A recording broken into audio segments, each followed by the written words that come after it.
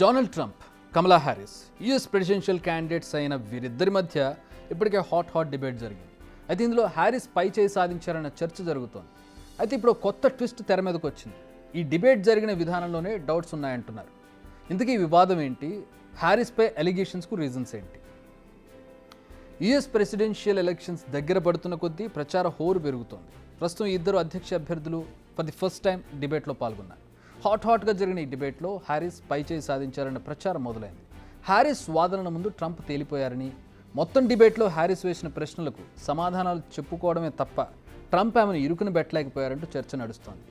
ABC media, Politico, New York times, Washington post, CNN, Fox News ఇలా అనేక media సంస్థలు హ్యారిస్కే జైకొట్టాయి.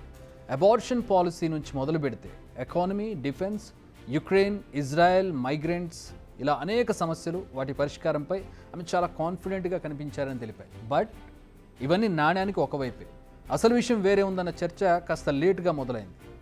ఈ డిబేట్ను నిర్వహించింది ఏబీసీ మీడియా.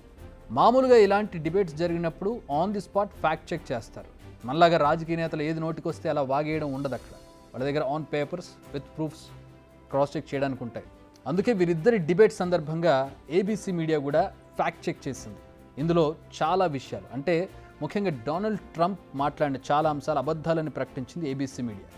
డిబేట్ ముగిసిన తర్వాత కూడా ఏబీసీ మీడియా ఒక స్టేట్మెంట్ ఇచ్చింది. ట్రంప్ చాలా అబద్ధాలు చెప్పారని, హ్యారిస్ మాత్రం అలా చేయలేదని చెప్పింది. అయితే ఈ డిబేట్ ముగిసిన తర్వాత ఒక కొత్త చర్చ మొదలైంది.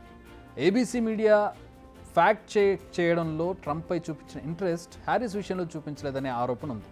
హ్యారిస్ డిబేట్లో చాలా అబద్ధాలు చెప్పారని, కానీ వాటిని చూసి చూడకుండా వదిలేశారని ABC media selective fact check చేసిందన్నది చర్చ.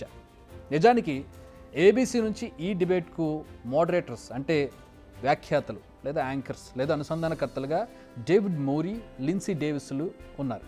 వీరిద్దరూ హ్యారిస్కు ఏకపక్షంగా సపోర్ట్ చేశారన్నది ఇప్పుడు ఆరోపణ. డిబేట్ మొత్తం 3 versus 1 అన్నట్టుగా సాగింది. ఇప్పుడు ఇదే ఇష్యూను హైలైట్ చేస్తున్నారు ట్రంప్ సపోర్టర్స్. నిజానికి బైడెన్తో డిస్కషన్ టైంలో వార్ వన్ సైడ్ అన్నట్టుగా దూసుకుపోయారు ట్రంప్. బట్ హ్యారిస్ విషయానికి వచ్చేసరికి ఆయన తడబడ్డారు. ఇందులో ఎలాంటి డౌట్ లేదు, అది చూస్తే ఎవరికైనా అర్థమవుతుంది.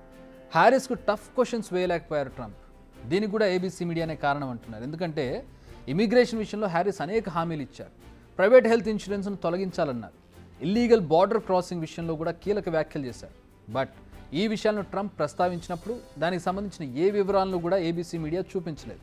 దీంతో ఆమె ఈ ప్రశ్నలను దాటవేయడం ఈజీ అయింది. నిజానికి బైడెన్ పాలనతో ఇల్లీగల్ ఇమిగ్రేషన్ ఆల్ టైమ్ హైకి చేరిందన్న ప్రచారం ఉంది. ఈ విషయాలను కావాలని తొక్కిపెట్టి ఉంచారంటున్నారు. బట్ ఓవరాల్గా చూస్తే ఈ డిబేట్ తర్వాత హ్యారిస్ గ్రాఫ్ పెరిగింది.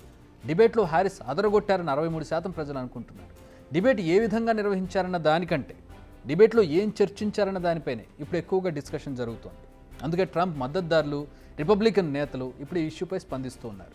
మిస్సోరీ సెనేటర్ ఎరిక్ స్కిమిట్తో పాటు చాలామంది ఇప్పుడు ట్రంప్కు మద్దతుగా విమర్శలు చేస్తున్నారు. సోషల్ మీడియాలో కూడా దీనిపై జోరుగా చర్చ జరుగుతోంది. మరి ఇది డిస్కషన్ ఎలక్షన్స్పై ఎలాంటి ఎఫెక్ట్ చూపిస్తుందో చూడాలి. బిగ్ టీవీ అవుట్లుక్ కథనాలు నచ్చితే వెంటనే బిగ్ టీవీ ఛానల్ను సబ్స్క్రైబ్ చేయండి.